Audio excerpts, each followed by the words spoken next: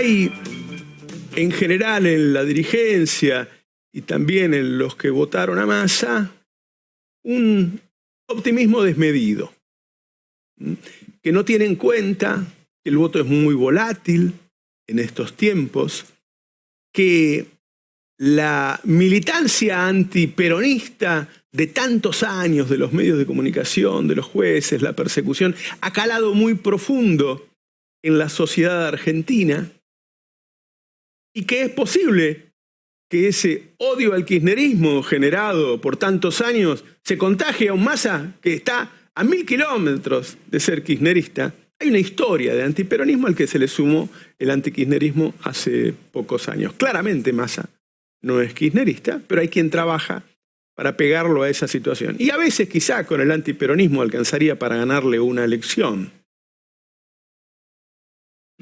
Está muy pareja la elección, muy pareja la elección.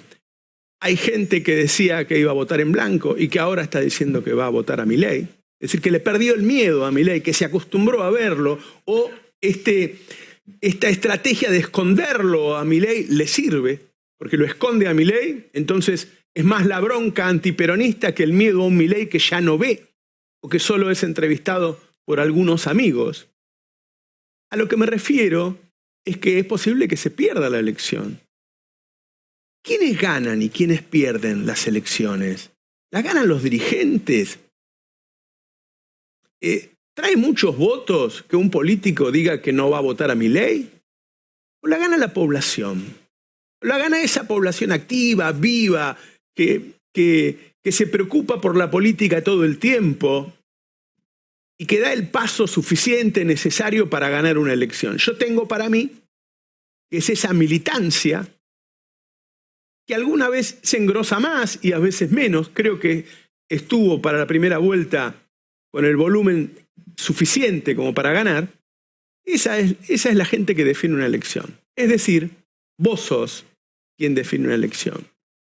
Hay que salir del lugar cómodo que dejó ese triunfo por 7 puntos y salir a militar muy fuerte y salir a convencer a la población, hacerle entender el enorme peligro de Milei, que no es un paso incierto, como dice Macri, a lo desconocido, porque ya dijo quién es. Ya anunció cosas similares, idénticas a las de Martínez de Oz y todos los liberales o neoliberales o conservadores que hemos tenido en nuestra historia. Ya sabemos lo que va a hacer. Ya sabemos lo que va a hacer. Es muy importante entender que lejos de haberse ganado esta elección, es una elección que está en peligro. Estamos en peligro de que el presidente sea Javier Milei, un hombre con ideas extrambóticas, peligrosas, pero siempre a favor del establishment, un hombre que viene de uno de los grupos económicos más grandes del país, rodeado de lo peor de Juntos por el Cambio, de los más halcones, de los más extremos. Entonces es muy importante entender que hay que ir a votar, que hay que militar, porque es posible que se pierda. Buenos días, compañeros, compañeras, ¿cómo están? ¿Qué dice, Roberto? ¿Cómo andan? Quería decir esto hoy porque me parece que encuentro una contradicción muy grande entre la realidad y lo que veo, incluso palpo en las notas, qué sé yo, como si todo el mundo pensara que va a ganar Massa, y la verdad que uno debería pensar que va a ganar Milei y que por ahí, ¿no? Uno debería empezar pensando que todo el voto antiperonista se va a unir y después por ahí no sucede. Pero ¿por qué voy a pensar que Massa va a mantener un resultado si la suma del antiperonismo es más grande que el peronismo, ¿no? Seguro. No, y aparte creo, el exitismo conspira contra la movilización que un espacio político como el peronismo y sus aliados necesita para coronar, ¿no? Claro. La gente se queda quieta cuando debería moverse. Así que bueno, me parece bien y creo que en este caso hay que ser muy cauto y hay que mantener el nervio tenso. ¿Sabes que nosotros venimos hablando de esto? Iba a ser desde el lunes, porque el lunes estuvo el audio de Cristina del fin de semana, donde llama a militar, y nosotros lo reprodujimos. Pero ya el jueves, viernes, Massa empezaba a advertir en las reuniones con dirigentes que estaba pasando este fenómeno de segunda siesta. Recordemos que los gobernadores no se juegan su lugar ahora. Exactamente, no se juega su lugar. En realidad, el único que juega algo ahora es el propio Massa. Así es. Y creo que vos aludías a que está el riesgo de cierta anomia electoral, producto de un año que nos ha cansado, que nos ha agotado a todos, no solamente desde el punto de vista político, sino también por la carestía de la vida, las cuestiones cotidianas, sino porque además puede haber picardías. En el juego de poderes que se empiezan a jugar al día siguiente de que concluye una elección, puede haber picardías, de reposicionamientos, personas que consideran que ya lo suyo está resuelto y que quizá no convenga que el otro lo resuelva. Bueno, creo que vos aludías justamente a ese tipo de picardías como un riesgo. Yo creo que va a haber, entiendo que va a haber un llamado público como el que hizo Cristina el domingo, más allá de la militancia, a votar contra Milei. Pero no todavía. No todavía. Por ahora están siendo colectivos periféricos, los artistas, no lo está haciendo el candidato. Pero que en algún momento, si el número no se mueve, el viernes vamos a tener las primeras encuestas más o menos serias, porque han transcurrido ya bastante tiempo desde que se anunció la alianza Macri-Milei. Y con esos números, me parece que se va a tomar la decisión de salir a confrontar frontalmente con la posibilidad de que gane Milei.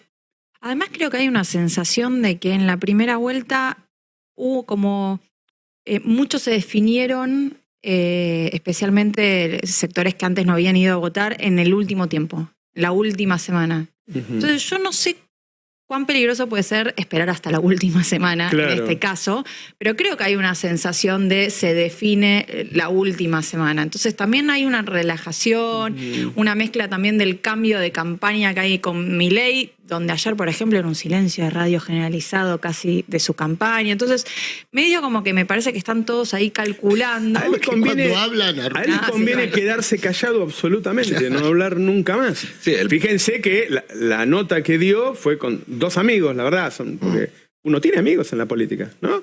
El pelado Trebuch y en el caso de Majul, además de la amistad y de que el canal es de Macri, la grabaron antes, con lo cual no sabemos bien qué dijo porque es una nota que fue editada.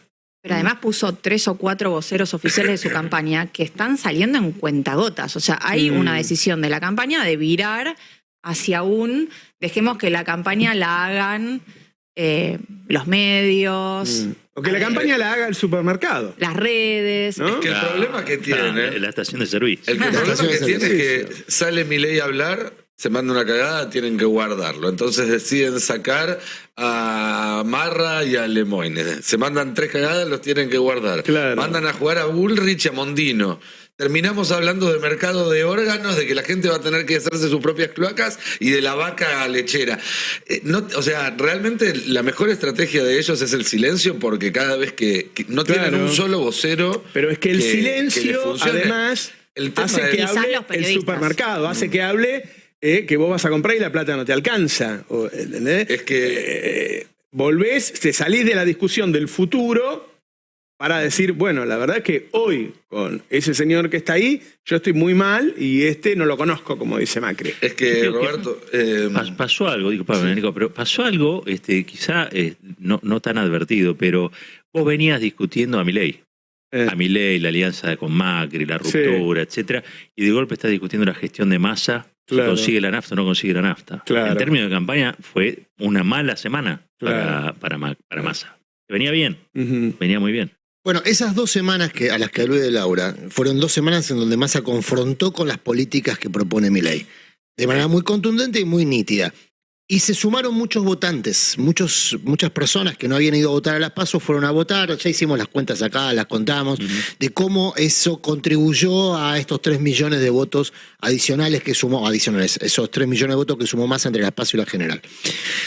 Toda esta discusión que es endogámica del sistema político respecto al tema del feriado sí, feriado no, la posibilidad de que eso contribuya o dañe a alguna postulación en particular y demás, al final del día termina siendo percibido como la política manipulando la voluntad popular.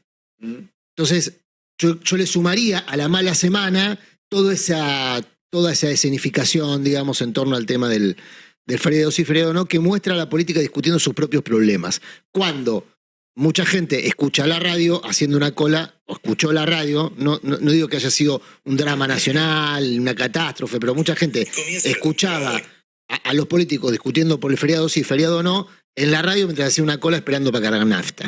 Entonces, esa sensación de que los políticos están resolviendo la suya, mientras los ciudadanos se arreglan como pueden, en el supermercado, en la estación de servicio y demás, es lo que contribuyó en su momento a Javier Milei, a la creación del monstruo. Claro. Esta semana alimenta el monstruo. Porque son las mismas condiciones objetivas, digamos. El tema es Massa cómo lo desarma. Y, perdón, cantando un truco con un 4, como hizo esta semana Massa, en su condición de fullero, que puede ser positiva para algunas cosas, cantando truco con 4, cuando todo el mundo ya le conoce esas características y le cantan retruco y se lo ganan, es un problema adicional. El tuit de Milei es tan bueno que parece escrito por otro. Pero además eso, cuando estás haciendo cosas tan buenas en las redes, digamos, tan eficaces, y después venís y das una entrevista tan mala, y quédate en las redes. Yo a veces pienso que a veces las cosas se ven más claras desde afuera, ¿no? Cuando no están insertos. Ayer leía un periodista francés, ¿no? Los franceses un poco vivieron esta idea de movilizarse frente a la extrema derecha, y decía algo que me pareció que es un poco, me parece lo que tenemos en la cabeza, que es, nos están diciendo que es una campaña, es una elección, democracia, antidemocracia, democracia, fascismo, y no vemos movilización en la calle, ni de uno ni de otro lado. No se ve esa desesperación en las calles.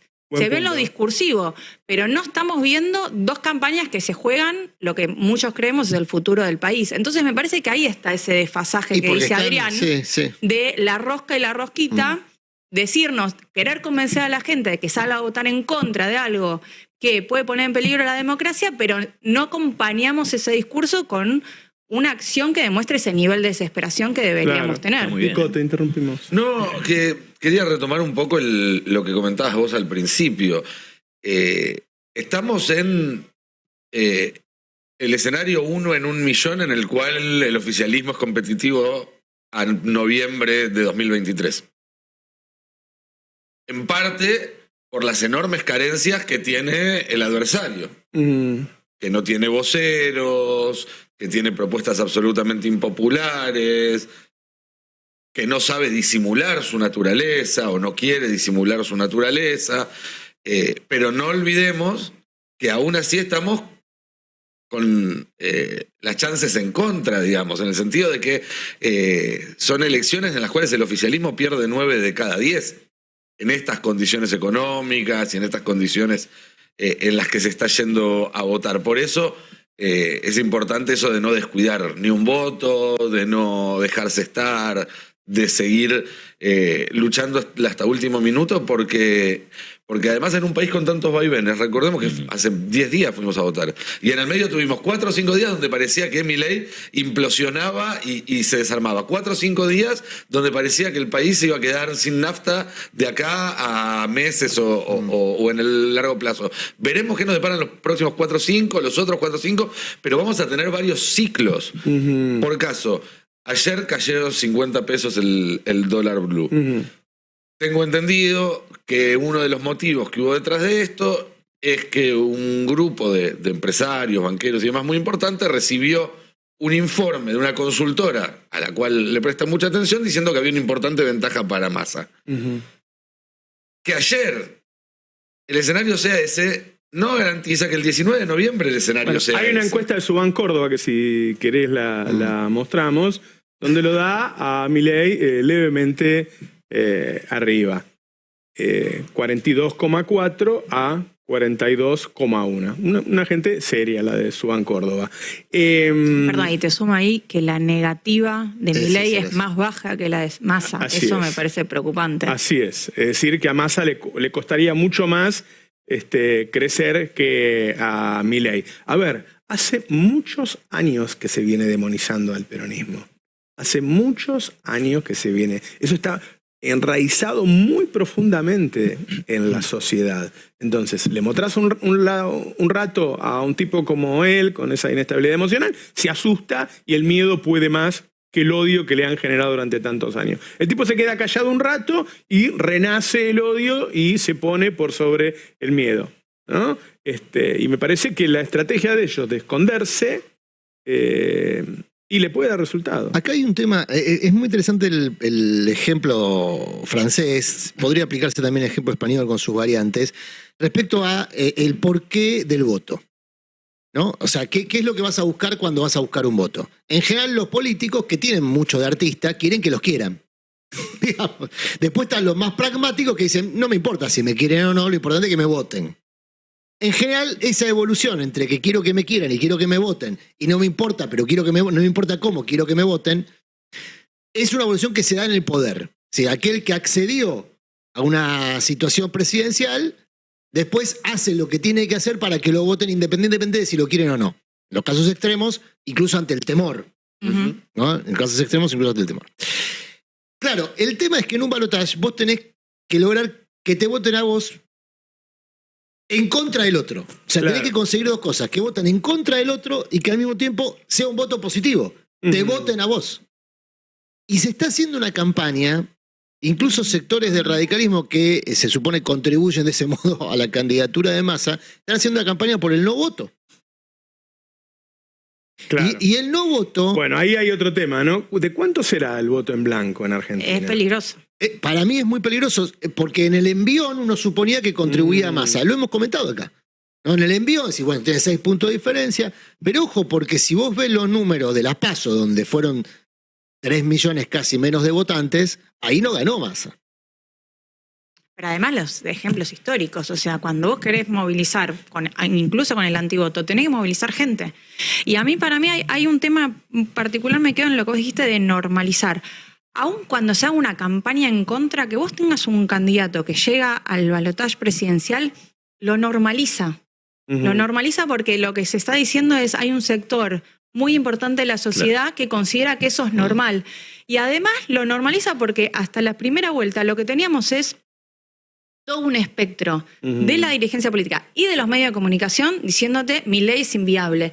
Y hoy ya tenés, aunque sea un sector más pequeño, o sea, no te digo mayoritario, pero sí un sector pequeño que responde al macrismo que te está diciendo es preferible. Entonces, se está normalizando por el simple hecho de ser un candidato viable para llegar a la presidencia y además ya no tenés todos contra. No. Ya tenés un sector que te está diciendo es válido. Yo dentro de un rato voy a hablar un poco sobre la posibilidad de hacerle una entrevista a Milei, ¿no? Yo no he escuchado a nadie, por ejemplo, que le pregunte, bueno, Milei, usted dice que va a hacer una baja del gasto de 15 puntos del PBI. Ahora, el gasto en Argentina es de 24 puntos del PBI. Si estamos gastando 24 puntos del PBI y usted a este 24 le quiere restar 15, va a quedar nada más que 9,5. Con eso no alcanza para pagar las jubilaciones. ¿Sí? Es decir, no puede pagar. De hecho, si quiere mantener todo el resto, debería no pagar ninguna jubilación. ¿Sí? Porque vos sobre 24 puntos de gasto sacaste 15. O jubilaciones o sueldos de policía, médicos, hospitales, ¿sí? Es decir, una de dos. Vos estás sacando el 60% del gasto total. ¿Cuántos son las jubilaciones? El 60% del gasto total. Vos deberías no pagar ninguna jubilación para dar de baja a ese 15. O deberías pagar solamente una porción de las jubilaciones y no pagar más policías, hospitales, escuelas. Yo no vi que nadie se lo pregunte eso. Yo no vi que nadie se lo pregunte. Si la gente no sabe que está realmente ante un abismo que le van a destruir la vida. Le van a destruir la vida. Y no hay un periodista que se lo pregunte. Un periodista. No está esa pregunta.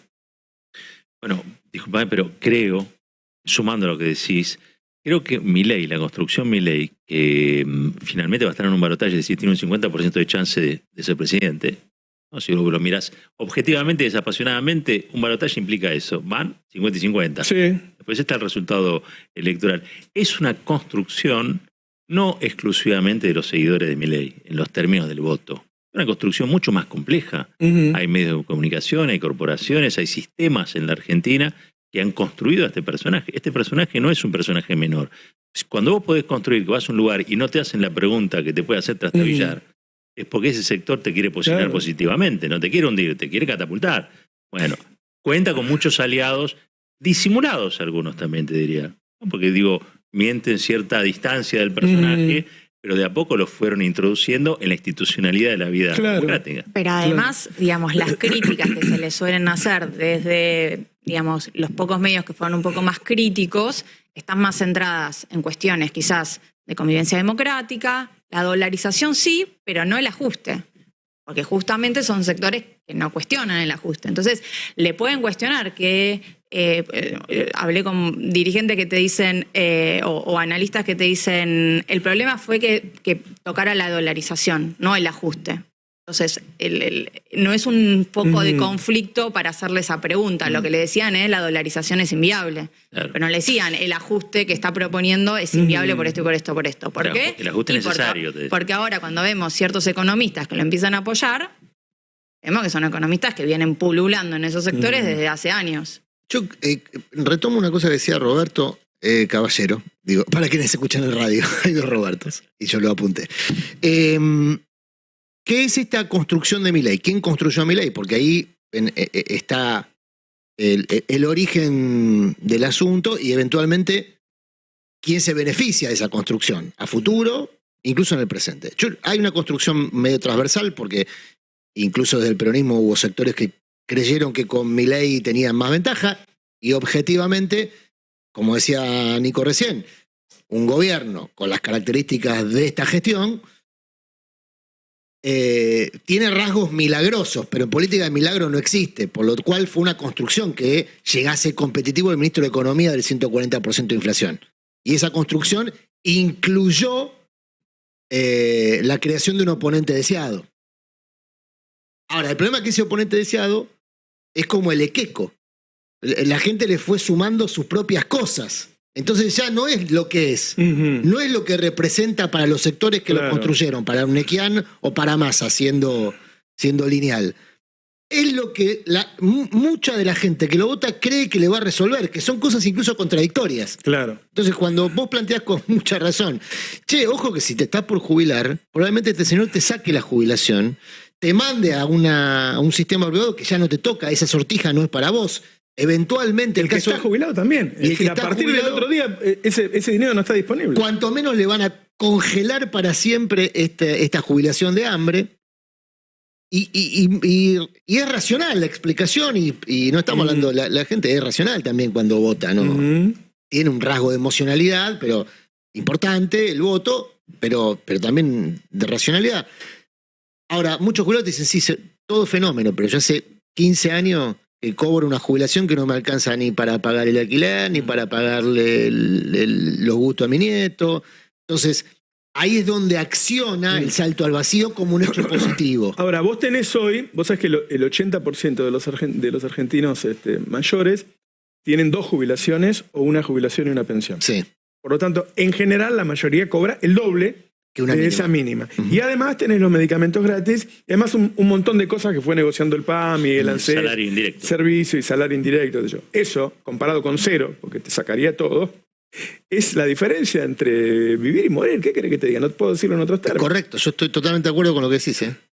Totalmente de acuerdo. El tema es cómo lo confrontás frente a un electorado que está también agotado. Bueno, no se puede confrontar porque no le ha dado un reportaje a nadie que le haga esa pregunta. ¿Y desde el candidato oficialista en este caso? Porque la discusión que se está dando ahora es ¿cuándo se plebiscita Milei? ¿Cuándo corresponde hacerlo? El tiempismo de la campaña. Porque hay que plebiscitar a Milei, lo que decía Laura. O sea, ¿y con qué términos lo plebiscitan? Vamos a ver si en el debate se puede hacer algo. Para mí, la forma en que está diseñado el debate limita mucho las posibilidades. O sea, yo vi que no contestan directamente. Vos le preguntás y no contestan. Sí. Acá, en esta versión del debate, va a haber reglas diferentes, porque al ser solamente 2, se puede tener una estructura menos rígida sin que se vuelva todo y se un hablaba quilombo. Más del modelo brasileño. Va a haber, entonces, un medidor de tiempo neto, pero van a poder interrumpirse todo el tiempo. todas las veces que haga falta. Lo único que van a medir es que los dos hablen más o menos la misma cantidad. Van a poder moverse en el escenario. Bueno, van a tener una serie de libertades que va a permitir a lo mejor, nada, más repregunta o una cuestión más incisiva. Y lo otro, ¿qué va a pasar en los días que quedan? ¿Quién corre más riesgo? Para mí corre más riesgo Massa, porque es el que está gobernando. Y desde que esto empezó, hemos tenido corridas cambiarias, intentos de corridas de depósitos de los argentinos en pesos y en dólares. Ahora una corrida de nafta, diría yo. De naftas. Petroleras que te hacen faltar nafta y después noticieros que hacen que la gente vaya a llenar el tanque aunque tenga más de medio tanque porque le dicen que va a faltar. Es decir, le podés seguir haciendo cosas. Sí, claro. Al candidato ministro.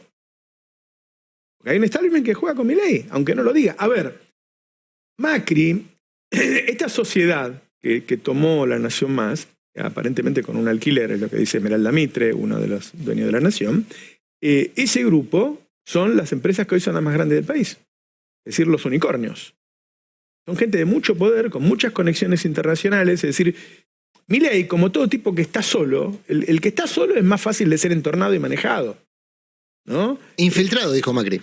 Bueno, claro, lo dijo antes cuando todavía él no era el que lo había infiltrado. Sí, en realidad. O ya lo había infiltrado. Ya sabía. Ya estaba infiltrado. Claro, Ahora, esta claro. estrategia me parece mucho más efectiva que la de Milei plebiscitando a Massa.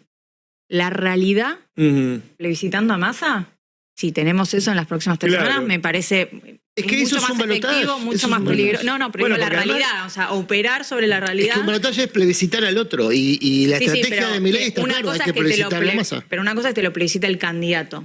Entonces vos lo podés plantear de, bueno, se están midiendo. Ahora que te lo plebiscite la realidad, que es, paso por una estación de servicio y veo colas. Voy al supermercado. Digamos, si dejan operar y actúan desde esos lugares que son apolíticos. Puedo decir que no interrumpan la realidad cuando la realidad hace su No, trabajo. y que operen sobre la realidad, digamos. No, que yo eso es creo lo que que pasa digo. eso Me es lo que parece, plantea Roberto me también. parece mucho más Pero es efectivo. que la Gracias, estrategia de Massa de plebiscitar futuro y no presente no es ilegítima. Porque el problema está en el futuro. El problema está en un peligro muy, muy grave para la sociedad en el futuro. Bueno, Una vez que Milei gane. justamente ese es uno de los ejes que va a tener la campaña de Massa, que se relanzó ayer de alguna manera, ¿no? Volvió a entrar en modo campaña ayer. Dijimos, los primeros días se quedó esperando viendo cómo se equivocaba el adversario. Después estuvo en modo gestión, porque no podía dedicarse a la campaña mientras durara el conflicto con las petroleras y la cuestión de la escasez de nafta. Pero ayer ya vimos, por ejemplo, anuncio de nuevas medidas, algo que vamos a ver hoy también, mañana, digamos que va a ser parte del tópico de la campaña, y medidas que también tienen que ver con esto del futuro. Por ejemplo, esta idea de armar bases para que los Rappi puedan descansar, puedan cargar sus celulares y demás en las estaciones de tren. Son ideas que proyectan futuro, que uno las ve y dice, esto no se hizo hasta ahora. Vamos a ver también en estos días, dentro del marco de esta campaña relanzada, cómo empiezan a caer apoyos. Hoy, por ejemplo, va a sesionar el órgano central del Partido Socialista y va a dictaminar orgánicamente un rechazo a Javier Milei, que no va a ser un apoyo explícito a Massa, pero sí va a ser un rechazo muy fuerte a una de las dos partes, lo cual se lo considera indirectamente como un apoyo. Anoche vimos unas fotos dando vueltas muy interesantes, porque en la presentación de un libro de un periodista de TN, Gonzalo Asís, una mezcla de gente llamativa. Veámoslo. ¿Ven esos dos? Guado Pedro y Horacio Rodríguez Larreta. Muy sonriente. Ramón Puerta, el expresidente durante 3 días en el 2001. También estaba Guillermo Francos en esta presentación, el futuro, aparentemente, ministro de Interior de Javier Milei, pero lo cierto es que ayer en el comando de Massa mostraban estas fotos con cierta algarabía, digamos, ¿no? Como, bueno, más que esto a Larreta no se le puede pedir, pero esto ya es un montón. Diría una persona que cubre el día a día de Milei sumó 5 votos con esta foto. Milei no, Massa. No, Milei suma 5 votos con esta foto. Pensemos que es Macri, la concentración de la casta, digamos. Y Macri hace solo 3 días El problema es que Milei es Milei, digamos, y no puede sostener ese relato. Claro, es una narrativa. claro. Pero ahí vemos por qué Macri dijo hace 3, 4 días, la reta es la continuidad y por eso perdimos. Claro. ¿no? Sí, Es como- claro. Otro actor protagonista de esta nueva etapa de la campaña de Massa va a ser Axel Kicillof. Sí, están trabajando en conjunto y van a trabajar coordinadamente en la provincia de Buenos Aires, donde consideran que todavía se puede seguir creciendo más allá del muy buen resultado que hubo el 22 de octubre. Entonces Axel se va a concentrar más en la provincia. Y Massa va a ir a buscar votos a otro lugar donde creen que puede crecer, que es esa franja del centro. Hoy va a estar en La Pampa, por ejemplo, pero tiene planeado ir a Santa Fe, tiene planeado ir a Córdoba, ahí donde hay mucho voto radical también, que es donde se puede seguir creciendo. Por lo menos eso es lo que plantean desde el equipo de Massa, que va a tener una palabra clave en lo que queda de la campaña, que es trabajo. Consideran que el tema trabajo es un tema que Milei no toca ni con un palo. Y que Massa puede ser el candidato del trabajo a la hora de estructurar una narrativa. Y por último, algo que ya veníamos comentando, que es esto de disputar 3 ejes. Disputar orden contra caos, que Massa se muestre como el orden ante el caos que es la oposición, cuando la lógica en otro momento era que el caos era el oficialismo y el orden la oposición. Futuro contra pasado. Esto es lo que veníamos comentando. Y por último, lo que consideran que es la batalla central, en términos de sentido en esta campaña. Cambio contra continuidad. Massa, si uno sale, por ejemplo, a la Panamericana, en la General Paz, va a ver carteles con la foto de Massa que dice: el cambio se hace trabajando. Massa quiere plantear que la continuidad sería Milei, que Milei sería seguir en la Argentina polarizada, trabada, que no va para ningún lado, y que solamente si gana él con un gobierno de unidad podría cambiar el esquema que hubo en los últimos 10, 15 años en la Argentina, y que entonces... Ponerse el sombrero del cambio es lo más osado. Eso. Iba a decir, le está disputando las 3 palabras que venía utilizando Juntos por el Cambio. Exactamente, de eso se trata. De ir a buscar los votos de Juntos por el Cambio, apuntando a los conceptos claves de Juntos por el Cambio.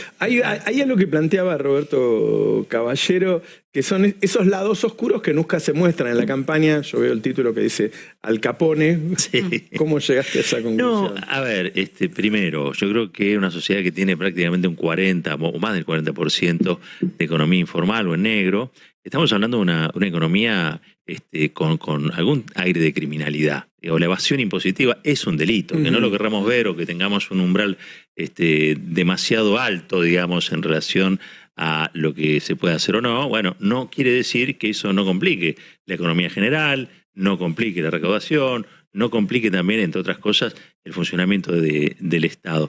Yo tengo acá un video en el que en Paraguay esto sucede. Lo entrevistaron a Milei.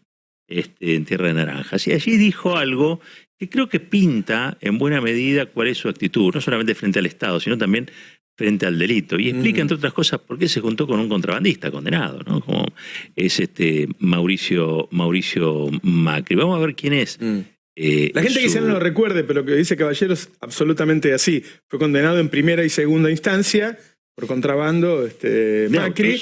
Y en tercera instancia la corte de Menem lo absuelve, y luego esa corte, por absolverlo, por la razón de absolverlo, tiene un juicio político organizado por Elisa Carrió. Exactamente. Y hay ahí, ojo, porque nuestra élite, clase dominante, vamos a decir así, nuestra clase dominante tiene altísimos componentes de delito de sangre, ¿sí? Y sobre todo, y uno fundamental, tiene que ver con la evasión, con el lavado de dinero, con la fuga de divisas, digamos, ¿no? Con la conspiración constante hacia el propio sistema que funciona en Argentina. Por eso nuestro es un capitalismo disfuncional, el nuestro. Ni siquiera estamos peleando en contra del capitalismo. Estamos pidiendo que haya un capitalismo más o menos serio. Vamos a ver lo que dice el que tiene 50% de chance de ser presidente el próximo 19 de noviembre. Para aprovechar, Milei, tu presencia. Hay un fenómeno que se da aquí y que creo que demuestra, digamos, lo que está diciendo acá el economista. Y es que en nuestro país los productos argentinos de consumo masivo son más baratos que en la Argentina. Es una cosa que parece estúpida e inexplicable, pero es así. Nosotros tenemos los productos de producción argentina más baratos, obviamente a través contrabando, ¿verdad? Sí. Pero pagamos menos que ustedes. Porque ustedes tienen Porque esa, el contrabando lo que hace es evitar al fisco. claro, esa presión tributaria de la que hablas.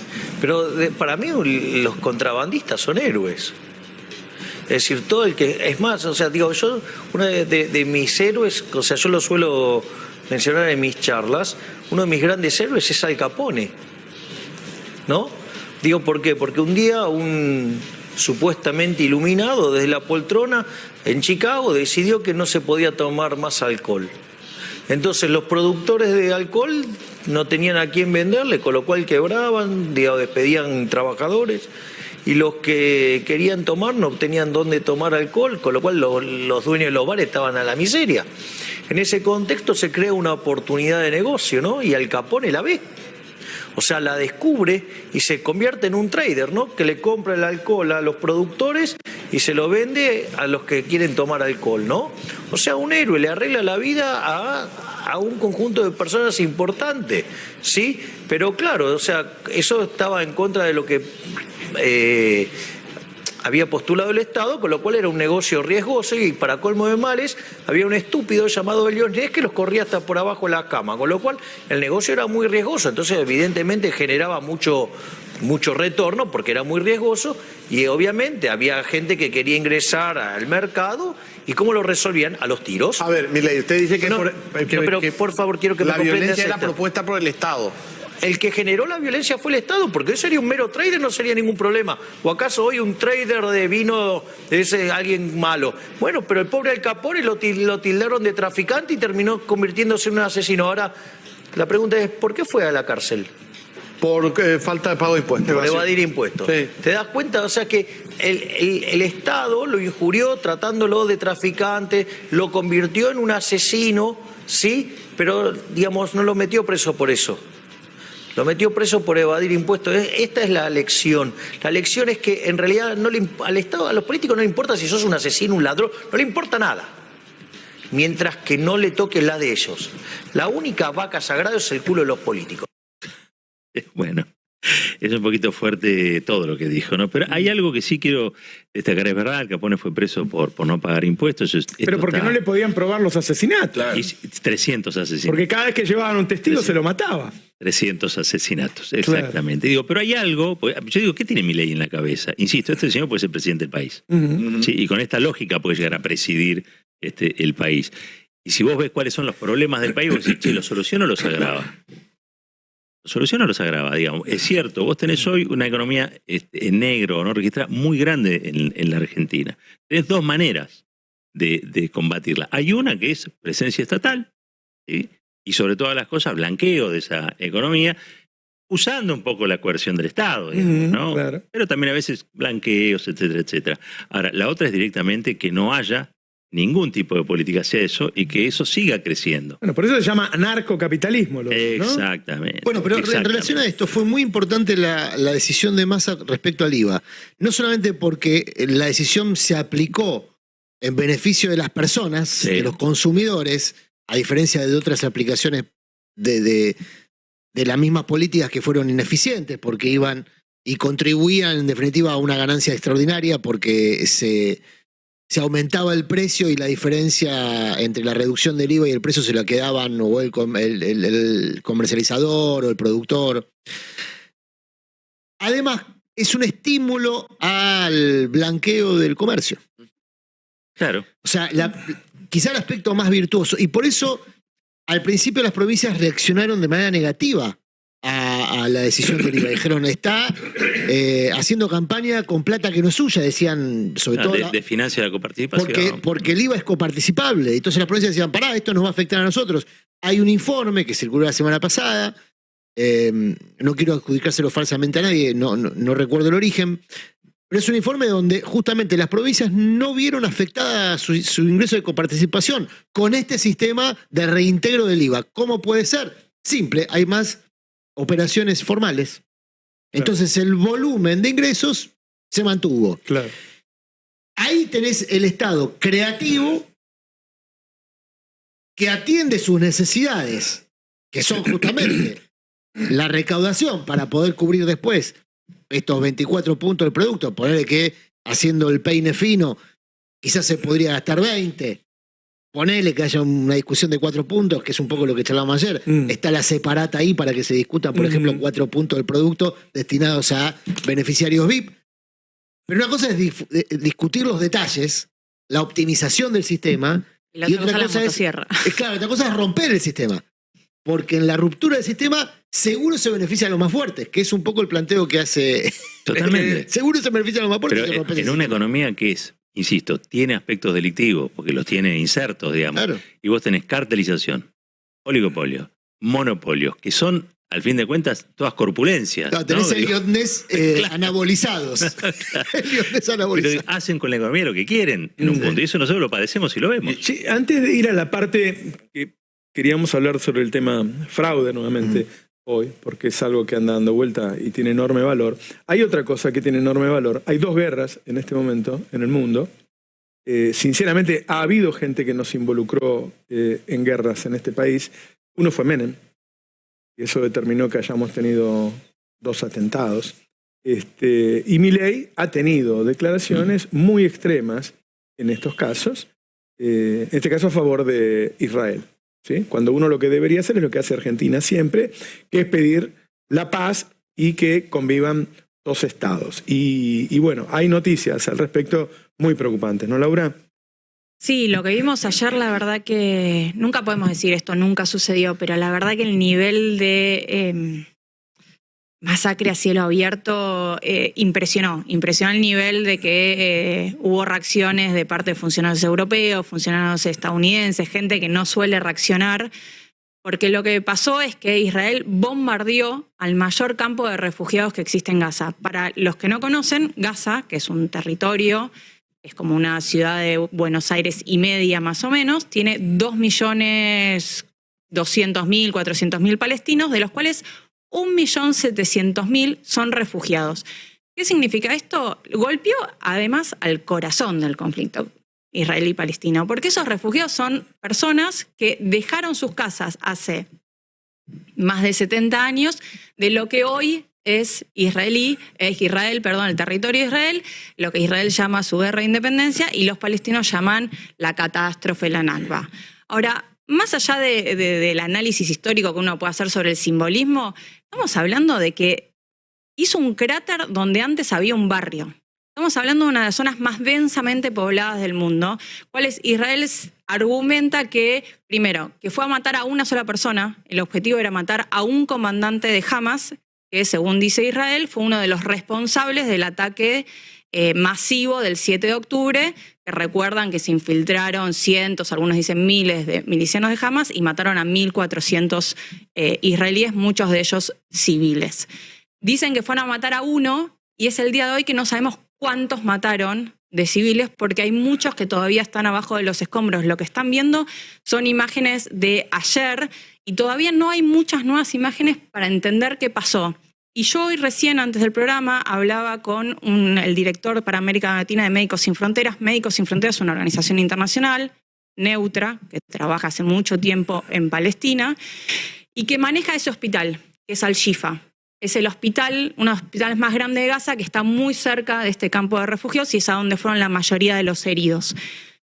Les voy a dar un dato de cómo estaba el hospital antes del bombardeo. Al-Shifa tiene 700 camas. 700 camas, para que se hagan una idea, yo no sé si hay un hospital en Cava que tenga 700 camas. Habían 3.000 heridos ya. 3.000 heridos significa más o menos entre 4 y 5 pacientes por cama. Y había 40.000 personas que estaban buscando refugio porque consideran que los hospitales son el único lugar que no van a bombardear, pese a que él me decía, otros hospitales donde trabajamos ya no existen más. Bueno, a ese hospital fueron cientos de personas más. Un hospital que le queda un solo generador que tiene que bancar a los neonatos que están en incubadoras, a personas que están con insuficiencia renal. Me dice, por ejemplo, que hay un video circulando, perdón que no lo pude conseguir, de un nene de 9 años que le amputan una pierna perdón que sea gráfica, pero me parece que es necesario empezar a entender lo que está pasando. Un nene de 9 años que le amputan una pierna en un pasillo del hospital con un analgésico que se compra en la farmacia porque ya no entran hace más de 3 semanas medicamentos especialmente anestésicos. ese es el estado de situación. Uno puede discutir el conflicto israelí-palestino hasta el cansancio. Hay posiciones de ambos lados, uno puede decir la asimetría, pero llegamos a un nivel donde no puede ser que la comunidad internacional no puede reaccionar frente a esto. El canciller de Estados Unidos está viajando de vuelta a la región. Yo creo que esto puede llegar a ser un hito en esta escalada que me dicen no se parece a ninguna escalada que hayamos visto. Para darse una idea, ya hay más o menos casi 9.000 muertos, pero además hay 2.000 desaparecidos, de los cuales la mayoría son niños que se cree que están abajo de los escombros. Israel les dice, el argumento es, nosotros pedimos que se vayan de ahí porque íbamos a atacar, y les dicen que vayan al sur y después atacan el sur. Lo que me decía este hombre es, no hay lugar seguro para nadie, ni siquiera cuando intentamos ingresar suministros hay seguridad de que esos suministros van a llegar donde tienen que llegar porque también la gente está desesperada. Y yo hago un comentario, yo en general soy muy elogiosa de la posición de la Cancillería argentina en términos de no asumir lados en este tipo de conflictos. Yo lamento decir que la Cancillería argentina todavía no emitió un comunicado sobre los ataques israelíes a Gaza. El único comunicado que emitió es el ataque a un hospital que todavía hoy está en duda si fue Israel o un ataque por error, dicen, de una milicia palestina que el cohete salió para el lado equivocado. Pero no hay ningún... Y me parece que yo entiendo que es un conflicto que caló en el medio de la campaña electoral. Entiendo también la sensibilidad de que hay 21 secuestrados civiles argentinos de ciudadanía argentina en la Franja de Gaza. Que dicho sea de paso, imagínense lo que debe ser estar secuestrado en estas condiciones, ¿no? Porque ya las personas que seguramente están en los túneles subterráneos, no me quiero ni imaginar, digo, hay menores de edad en esas situaciones, hay adultos mayores. La situación es desesperante y a mí lo que más me desespera es que en general se llega a esto porque hace décadas que por argumentos políticos Estados Unidos, Rusia, van calando, digamos, van ignorando el derecho humanitario y por momentos políticos se deja pasar. Pasó en Irak, pasó en Afganistán, pasó en Siria, está pasando en Ucrania y ahora estamos viendo ya directamente Israel confirmó que fueron ellos. O sea, esa me parece que es la parte que más chocó al mundo en las últimas horas. Israel anunció que atacó, reconoció que atacó, y dijo, lo argumentó que quería matar a una persona, que dicho sea de paso, todavía no está la confirmación de si esa persona falleció o no, porque Hamas dice que no hay comandantes en la zona.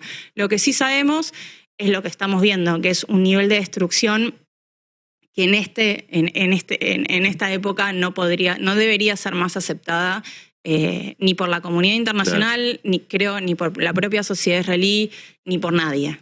¿Brasil está presidiendo el Consejo de Seguridad ahora? Sí, y está haciendo esfuerzos muy grandes. Está tratando ahora de redactar una nueva resolución, porque la primera que redactó se la vetó a Estados Unidos, porque básicamente el argumento de Estados Unidos es que cualquier resolución que pida una tregua o un cese al fuego tienen que incluir el derecho a defenderse de Israel.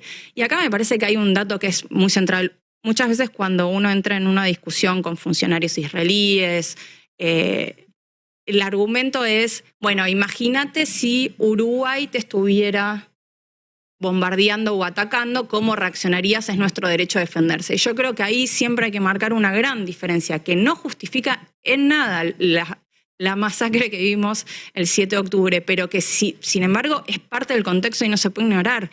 Israel es una fuerza ocupante. Claro. Nosotros no ocupamos militarmente hace más de 50 años Uruguay. Entonces, si no empezamos a desandar esa ocupación, el nivel de violencia va a empeorar. Y lo que me decía este hombre es, yo no te puedo explicar las secuelas de salud mental de los niños cada vez que hay una ofensiva. Yo no me quiero imaginar cuántos va a tener que pasar, cuántas generaciones van a tener que pasar para que no se acuerden de esto y todavía tiemblen. Entonces, ¿cómo hacemos para que estas nuevas generaciones no consideren que tienen que tratar a las personas que viven a 10 kilómetros de distancia de la misma manera? Es muy difícil desandar cuando se llegan a estos niveles y sin embargo hay que hacerlo. Todo en un gobierno de extrema derecha, ¿no? Que ha aumentado la tensión durante todos estos años. Hay mucha gente, muchos ciudadanos israelíes que están diciendo que el problema es el gobierno de extrema derecha, o que el mayor problema es el gobierno de extrema derecha. Ayer mencionábamos un estudio de la Universidad Hebrea de Jerusalén que justamente daba cuenta que el 10 de octubre, 3 días después del ataque de Hamas, que dejó más de 1.400 muertos, 2/3 de la población israelí aprobaba la posibilidad de una incursión terrestre a Gaza, y que hoy, 2 semanas más tarde o 3 semanas más tarde, ya es menos de la mitad. Claro. Digamos, está viendo también en ese sentido en la sociedad israelí un debate que se está dando. Y en el mundo también, creo. Y en el mundo Ellos ni hablar. mismos que acaban de sufrir algo aberrante, ¿no? Pero bueno, vayamos un poquito de nuevo acá a la Argentina, el fraude de Murano. No, ¿Cómo Me le gusta dice ese título, Perdón. No, puede ser. Perdón. Yo me considero Charlémoslo. Yo me considero un fraude a mí mismo, pero sí quiero echarlo con recursos humanos. Acá. Bueno, a ver, se está viralizando entre comillas, está difundiendo entre nichos. ¿Se acuerdan del episodio Cambridge Analytics? Bueno, el episodio Cambridge Analytics reveló un mecanismo de distribución de contenidos, a veces falsos, a veces no, entre nichos de votantes, ¿no? La novedad de esa estrategia electrónica, entre comillas, de campaña, era que permitía hacer campañas a medida de nichos electorales. Entonces ahí, no sé, un grupo de personas que se reúne, o en ese momento se reunía en Facebook para hablar de perros show, y se les hacía campaña específica a ese nicho de votantes que tenían esa predilección de raza, ¿no? Le gustan los perros show. Entonces, en una campaña súper específica. Eso lo hizo Cambridge Analytica y se sigue haciendo. Se ha sofisticado y hoy un método que se utiliza para imponer determinados criterios, naturalizar determinados personajes y determinados criterios, son las encuestas. Una vez que te encuestan por algo, se da por asumido que ese algo existe. Che, ¿qué opinás de que los extraterrestres sean verdes y no azules? Lo habían hecho al padre de Filmo. Al padre de Filmo lo hizo Durán Barba acá en la campaña de 2011 en la ciudad de Buenos Aires. ¿Qué opinás de que los extraterrestres sean verdes y no azules si vos asumís que hay extraterrestres? Claro. Digamos. No, hay una discusión previa que es, ¿hay extraterrestres? Pero bueno, ya está naturalizado. Ahora el tema son verdes o azules, digamos, ¿no? Esta encuesta que estamos viendo en pantalla, la relato para quienes están escuchando en radio, la difunde una ONG, dibujo comillas en el aire, que se llama La Voz Argentina o algo así. Y en uno de sus ítems pregunta, o en 2 o 3 apartados, pregunta específicamente mecanismos de fraude, si te tocó, si fuiste testigo de alguno de estos mecanismos de fraude. Eso es lo más interesante. Da por hecho que hubo fraude. ¿Fuiste testigo de alguno de estos mecanismos de fraude? Y entonces te dicen, bueno, fraude y opciones de fraude, ¿no? El militante el puntero que lleva a votar a un vecino, todas las mitologías. Las mitologías construidas alrededor. Exactamente, construidas en torno a la manipulación del voto. Bueno, es una encuesta larga. Gente que lleva a votar a un vecino, no. Sí, hay. No, bueno, pero el puntero se supone que lleva a votar al vecino coaccionado, no le da libertad de acción. Cosa que eso ya no existe más. Antes había métodos incluso de control. Existía. Hay una mitología creada en base a hechos reales, digamos. Claro. Pero que nos operan con la verdad. Exactamente, han operado con la verdad. Bueno, pero esta encuesta, lo interesante de esta encuesta es que, insisto, en 2 o 3 ítems de 14... Sí. te inoculan la certeza de que hubo fraude. Claro. ¿No? Bueno, ¿hubo o no hubo? Vamos a la pregunta original. Lo importante es que casi todos los días estamos hablando de acciones de ellos para preparar un terreno para denunciar fraude. Como todos pensamos que esta elección se va a definir por 1 o 2 puntos, luego está todo listo para denunciar fraude. Yo creo que el objetivo final puede ser, eventualmente, si sale muy finita la elección, denunciar fraude, pero el objetivo hoy es conseguir fiscales y movilizar votantes. Movilizar votantes. Hoy el objetivo es, si vos no votás, si vos no vas a votar, ellos que tienen todo este mecanismo fraudulento armado, ellos sería del oficialismo, te va a pasar por encima. Esa es la campaña hoy. Las microcampañas están dirigidas a ese mensaje. Bueno, parte de ese mensaje se construyó en las últimas horas con la idea de que le habían robado votos a Milei en los telegramas. Que los telegramas se habían inscrito con 0 voto para Milei. Mirá qué interesante lo que descubrió la CELAC, que es una consultora a la cual nosotros respetamos y consultamos habitualmente. Alfredo Serrano Mancilla hizo un estudio que a mí me provocó un poco de envidia porque no se me ocurrió, pero estaba bueno para hacer periodísticamente hablando, que es ir a justamente verificar en cuántos lugares cada uno de los candidatos, de los 3 principales candidatos, registraron 0 votos en los telegramas. Bueno, Milei tiene 1.669 mesas con 0 votos. O sea que eso que difundía Gasulla, aparte era verificable, se veía a simple vista, era correcto.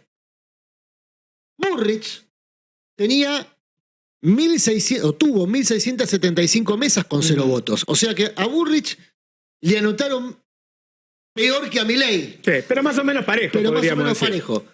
Y a Massa, 1.652 mesas con Todos 0 en el votos. orden de 1.600. Todos más O sea que, más menos 20. Por lo tanto, Más menos no hay 20. una intención de perjudicar a nadie, O sino que, supongamos que hay una epidemia de manipulaciones. le hicieron fraude a todos. En Le hicieron fraude a realidad, todos. el número es similar porque la mayoría de esos son telegramas que están todos cargados en 0. Tienen Claro. 0 todas las fuerzas, son Tiene- telegramas que van en blanco. Lo explicaban gente que maneja muy bien el sistema electoral, que es algo que suele pasar. Mostraron números que no cambiaron estadísticamente de otras elecciones y recordaban un dato que hay que seguir machacando. Son actas del escrutinio provisorio. Claro. Nada de eso se trasladó Claro. Al definitivo. al definitivo. Sí. Acá lo importante no es la verdad. Déjame- Esto no me corran con la verdad porque eso no importa. Para estas Urano, campañas. ¿te conocemos absolutamente? No, porque a mí sí me importa la verdad, pero para el que estás ejecutando la campaña, no. Para el que está ejecutando la campaña, la verdad la consiguió CELAC en este caso. Y ¿puedo Que agregar un revela dato que- más? A mí también me dio envidia que se le haya ocurrido eso. Por eso. ¿Puedo agregar un dato Siempre más? pensé que era más inteligente que yo, Alfredo. Porque hay otro estudio que se hizo sobre este tema del CICAD, que es el Centro de Investigación por la Calidad Democrática, donde no solamente parten del número que da CELAC, sino que comparan los porcentajes sobre el total de mesas con 0 votos para cada fuerza, que por ejemplo da que para Unión por la Patria es el 1,58%, para Milei el 1,59% y para Bullrich el 1,60%, sino que muestra que en 2019 para Alberto Fernández fue el 1,52%, para Macri fue el 1,51%, para Labaña fue el 2,41%, y que en 2015 fue el 4,89 para Macri, el 4,80 para Scioli, el 5,23 para Massa. Es decir, que históricamente en todas las elecciones pasa más Claro. o Es menos el lo famoso mismo. error humano. Está bien, Exacto. pero otra vez me corren con la verdad. Yo lo que digo es que estos datos, que está bien que hay que darlos, por Sí. eso lo damos, no está en la esencia de la campaña que se está ejecutando. La esencia de por eso combiné los dos factores. Combiné la encuesta que circula entre nichos de votantes y el dato de la vida real. Ujú. Ahora, ¿qué pregna en el votante? Lo que decimos nosotros acá, bueno, a quienes nos escuchan seguramente les interesa lo que nosotros decimos y nos creen, pero es una porción de votantes. Lo otro está dirigido de manera tal de que vaya a inocular dudas en aquellos votantes que de por sí no tienen definido el voto, y son muchos. Y son los que van a definir el proceso electoral que viene. Porque si uno suma los 37 puntos de Massa, olvídate de los porcentuales, los 9 millones y piquito de Massa, más los 7 millones de Milei, estás en menos de 2/3 de votantes. Mucho menos. De volumen de votantes, de padrón electoral. Sí, sí. Entonces hay un universo ahí al que se está buscando convencer. Primero, de que vaya a votar. Y segundo, de que vaya a votar dirigido al candidato para el cual se está haciendo la campaña, que en este caso es Milei. En defensa propia, por varias razones. Porque la guita no te alcanza, porque no hay nafta, porque podemos ser Venezuela, o porque están haciendo fraude. No hay una sola voz de campaña, ni un solo elemento de campaña en estas campañas de nicho. Justamente, son de nicho. Entonces, si vos tenés tu vida resuelta y tal vez la economía no te preocupa tanto y tampoco sos muy sensible y no te preocupa lo que le pasa al de al lado, Qué cosa, qué persona rara. ¿No? no te... Te sorprendería que son muchos. No son tan exóticos. Bueno, Hay gente a la que no le importa lo que le pasa al de al lado. Che, ¿Vos conocés? No, me contaron. Sí.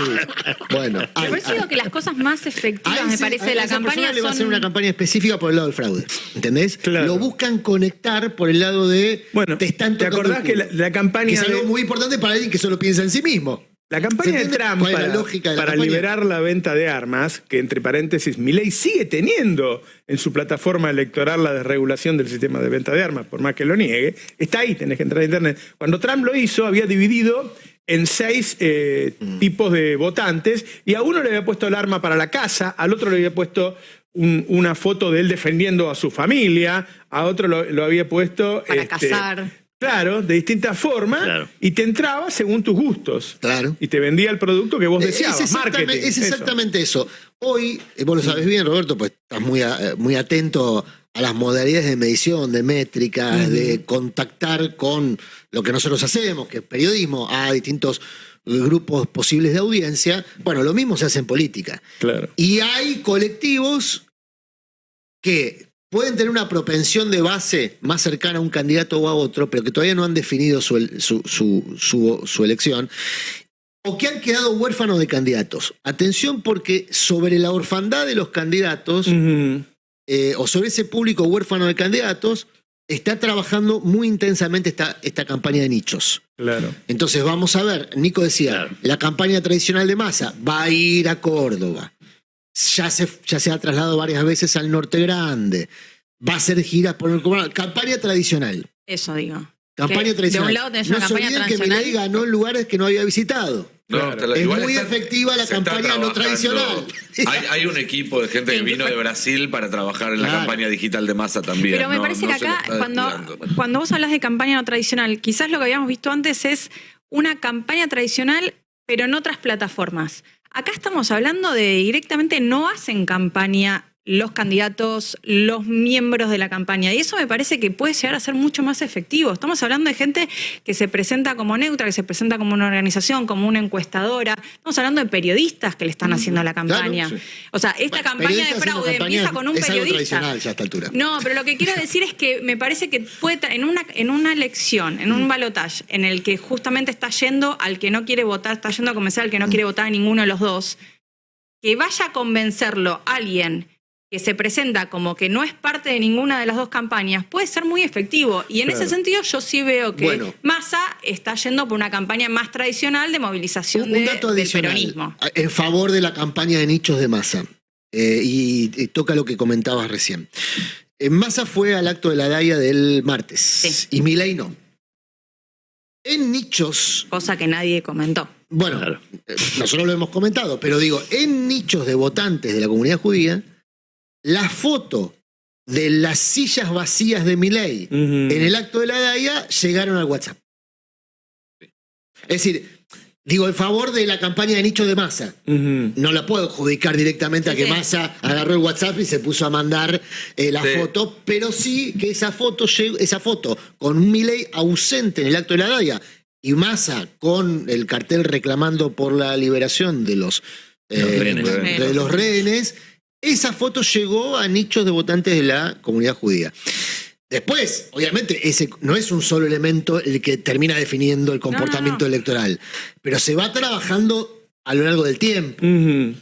¿Puedo interrumpir un segundo? Me están confirmando que por estos minutos se oficializa la primera ruptura en la Libertad Avanza. Va a haber un senador nacional, 3 diputados nacionales y unos cuantos legisladores provinciales de distintas provincias que están por sacar un comunicado que va a decir nuestro límite es Macri y van a anunciar que dejan la fuerza por la cual fueron electos hace 10 días. O sea que una buena parte de Juntos por el Cambio, digamos, casi todos los radicales, la coalición cívica, el sector de Pichetto y una parte del PRO, se separa porque su límite es Milei y ahora empieza a avanzar en las tropas de Milei gente que se separa porque su límite es Macri. Sí, eso es la superestructura. No siempre se correlaciona con los votos, pero a nivel superestructural se está achicando el espacio de Milei y de Macri. Digamos que como estaba alquilado. No tienen el estómago nuestro que somos de aceptar No, bueno, lo que pasa es que variedad. ese espacio tenía Sapofagia, decía. Él se vanagloria del libre pensamiento en sus filas. Bueno. Digamos que las múltiples formas de contratación que tuvo Milei a lo largo de esta campaña incluyó el cuentapropismo, ¿no? Claro. Bueno, el cuentapropismo incluye la posibilidad de que el dueño del kiosco se lo lleve a otro lado. Claro. Agarra el fondo de comercio y se lo lleva, Claro. y se lo lleva a otro lugar. ¿A dónde se lo va a llevar es la pregunta, no? Bueno, va a depender mucho de lo que pase el 19. Hay mucho legislador electo por la Libertad Avanza que está escuchando ofertas, naturalmente. Pero claro. Porque vos pusiste, no sé, yo no soy bueno haciendo inversiones, pero si vos pones $50.000, para ponerle una cifra, ¿no? En una banca, y esa cifra, ponele que para un... Tan caros los muebles, ¿eh? Tan caro. No sé, para un intendente, para un gobernador, para un presidente, pueda ser el fiel de mayorías o minorías. Pasa en muchos municipios esto, que 2 o 3 legisladores te definen, por ejemplo, una destitución o no. Es una inversión de 50 que te puede dar múltiples. Y yo creo que, no sé, hay gente que está acostumbrada a invertir. Si pone 50, sabe que cuánto lo puede duplicar, lo puede triplicar. ¿En 4 añitos? Por eso. La política también es eso, digamos, ¿no? Es ese espectáculo medio obsceno. Claro. No vamos a creer que la única obscenidad disponible en la política es la insaurralde. Hay otras obscenidades, digamos. El que se mete en ese terreno, nosotros somos. Sí, el Realpolitik sos vos, Moreno. Una excepción al universo Te miramos a nosotros. Yo no me meto en ese Massa terreno. de San Martín. No, pará. No me, después no puedo quiero dormir. Me da, Massa es tengo Elliot Ness. pesadillas. Para nosotros, Massa es Elliot Ness. Esa Massa es Elliot Ness. Tiene una similitud en el, ¿no? Tengo un videito de Elliot Ness. Yo Si quieren verlo. A mí no me gusta Nos mucho la de ponemos Buenos colorado Aires. ante tu Realpolitik nosotros. Pará, quiero decir una cosa, tema de Realpolitik. La campaña de Milei, de escribirla, no la hace exitosa. Aclaro esto a los amigos del chat de YouTube que son muy intensos y que suelen considerar que cuando uno describe las cosas, las está elogiando o valorizando positivamente.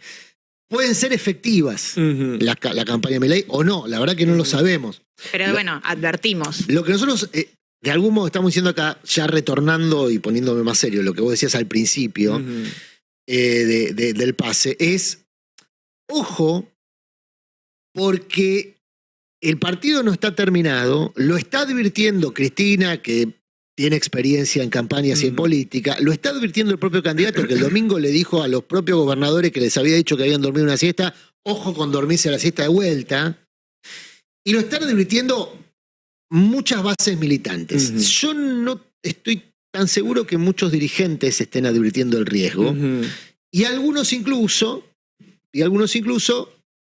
no están tan insatisfechos con que exista ese riesgo. Es que en principio uno debe pensar que un gobernador o un intendente, que un gobernador o un intendente difícilmente ponga el mismo esfuerzo cuando se juega su sillón que cuando no se lo juega.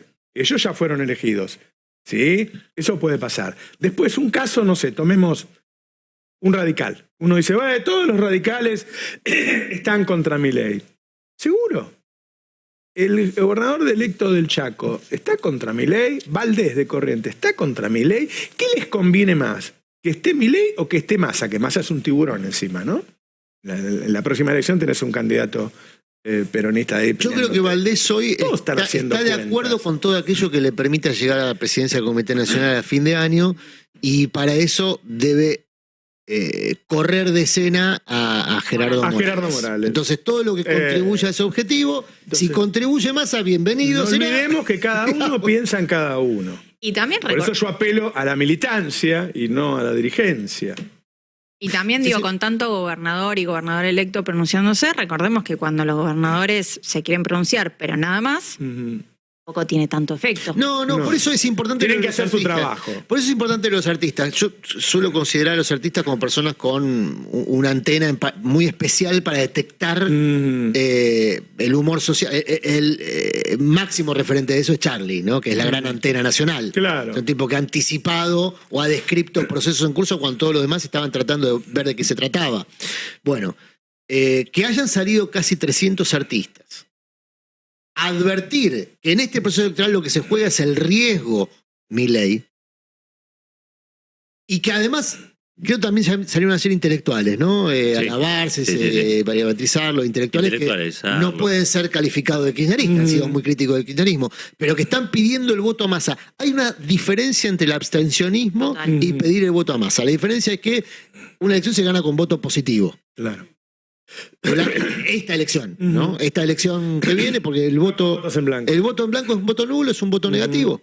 Entonces, que los artistas y los intelectuales salgan a pedir, que no son kirchneristas, muchos de ellos, que salgan a pedir el voto positivo al candidato, es algo que hasta acá mucha dirigencia no ha hecho y mucha militancia corre el riesgo de dar por sentado.